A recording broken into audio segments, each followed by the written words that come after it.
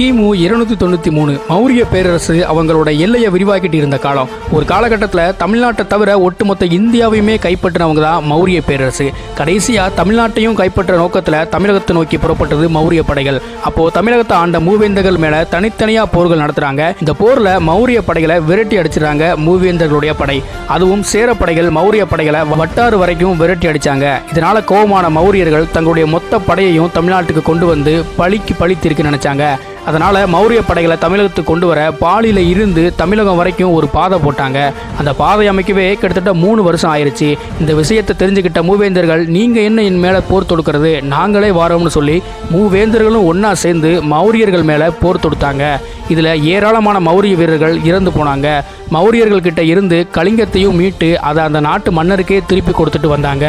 மூவேந்தர்கள் ஆண்ட தமிழ் மண்ணை வேற யாரும் ஆளக்கூடாதுன்னு உறுதியாக இருந்திருக்காங்க நம்ம முன்னோர்கள்.